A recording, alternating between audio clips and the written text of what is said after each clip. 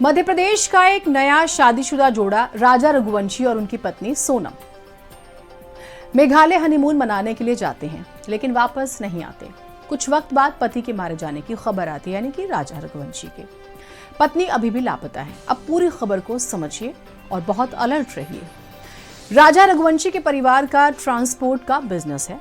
परिवार का कहना है कि दोनों ने 11 मई को यहाँ शादी की और 20 मई को मेघालय चले गए। दोनों एक दोपहिया वाहन से घूमने गए थे। मोस्टली आजकल लोग ट्रैकिंग करते हैं, पसंद करते हैं 2 व्हीलर पे घूमना। तो दोनों ने उत्तर पूर्वी, अगर हम राज्य का जिक्र करें, प्लान किया।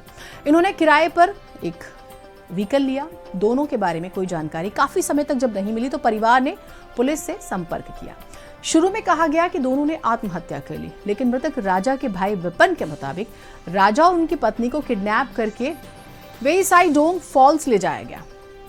उनकी माने तो राजा और उनकी पत्नी सोनम के लिए आत्महत्या करना संभव नहीं है। दोनों ने सोने के गहने पहने हुए थे। राजा के शव से 2 अंगूठियां, एक सोने की चेन, कंगन, पर्स, मोबाइल गायब थे। अगर ये आत्महत्या है तो ये सभी चीजें गायब नहीं होनी चाहिए थी, परिवार कहता है। दुश्मनी जैसा कोई सवाल ही नहीं। विपिन कहते हैं कि दोनों साथ में काफी खुश थे। राजा के भाई विपिन अपनी बात को आगे बढ़ाते हुए कहते हैं कि हम मामले की सीबीआई से जांच की मांग कर रहे हैं, क्योंकि यहाँ की स्थानीय पुलिस इस बात से सहमत नहीं है कि कोई गड़बड़ी हुई है। लेकिन अगर कोई गड़बड़ी नहीं हुई है तो राजा का शव उस जगह से 25 किलोमीटर दूर क्यों मिला जहां किराए पर ली गई स्कूटी खड़ी थी। इसलिए हमें बहुत संदेह है कि उनका अपहरण किया गया। तलाश तेज हुई तो राजा रघुवंशी का शव मेघालय के पूर्वी खासी हिल्स जिले में सोहरा, यानी कि चेरापूंजी एक हिस्सा है, वहां मिलता है। जबकि अभी उनकी पत्नी सोनम के बारे में कोई जानकारी नहीं है। पुलिस पत्नी की तलाश कर रही है। वैसे पुलिस को जांच में एक हथियार मिला। परिवार मेघालय पुलिस की जांच से सहमत नहीं है। वो सीबीआई जांच की मांग कर रहा है। सुनिए। सीएम साहब जो है, इसमें सीबीआई जो है इसको इन्वॉल्व किया जाए, और दिल्ली सरकार से हम लोग चाहते हैं तो दिल्ली से भी जो इसमें है सीबीआई जो है आएगी कभी तो थोड़ा अच्छा रहेगा केस में। क्योंकि अभी तक तो यहाँ पे मेघालय तरफ से जो है लोकल पुलिस जो है ये तो अभी तक मान नहीं रही है।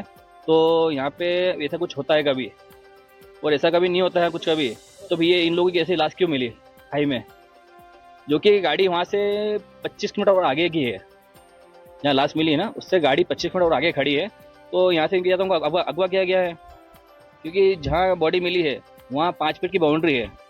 उस बाउंड्री के आधार पे जो है कोई सुसाइड नहीं कर सकता वहाँ पे। डेड बॉडी मिली है अभी सर्चिंग में, वो उनके भाई राजा रघुवंशी की है।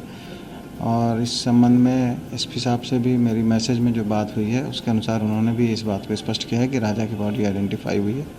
दूसरी जो मिसिंग है, दूसरी जो फीमेल पर्सन मिसिंग है, अभी तक उसके बारे में कोई जानकारी नहीं है। और सर्चिंग ऑपरेशन अभी भी जारी है। वहाँ पे एनडीआरएफ की टीम भी उन्होंने बुला ली थी, जैसा कि कल मेरी बात हुई थी। अभी भी वो सर्चिंग कर रहे हैं। जब तक उनका कोई क्लू नहीं मिलता तब तक उनके बारे में कुछ बताना मुश्किल है। अब इस खबर का दूसरा पहलू, उत्तर पूर्व के मेघालय की बात करें या पूरे उत्तर पूर्व के राज्यों की, जिसमें अरुणाचल प्रदेश, असम, मणिपुर, मेघालय, मिजोरम, नागालैंड, सिक्किम और त्रिपुरा आते हैं। इन्हें 7 सिस्टर्स के नाम से भी जाना जाता है। यहाँ पर लोग खास तौर से घूमने आते हैं। लोग विशेष तौर से गर्मियों में घूमने का प्लान करते हैं।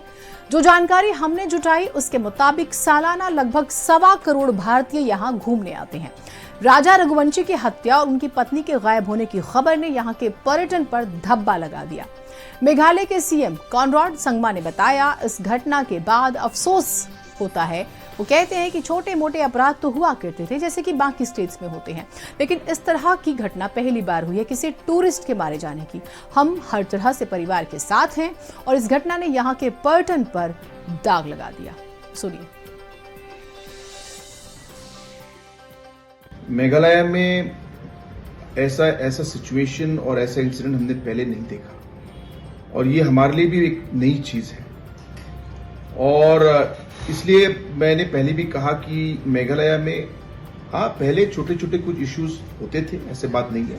पूरे देश में अलग अलग जगहों में छोटे छोटे प्रॉब्लम्स आते रहते हैं, लेकिन बाय एंड लार्ज मेघालय में टूरिज्म और टूरिस्ट के प्रति जो लोगों का जो एक तरीके से एक रिस्पेक्ट रहा है, एक तरीके से एक प्यार रहा है, ये सब चीज़ों में मेघालय सबसे आगे थी, और इसके लिए लोग मेघालय आते भी थे।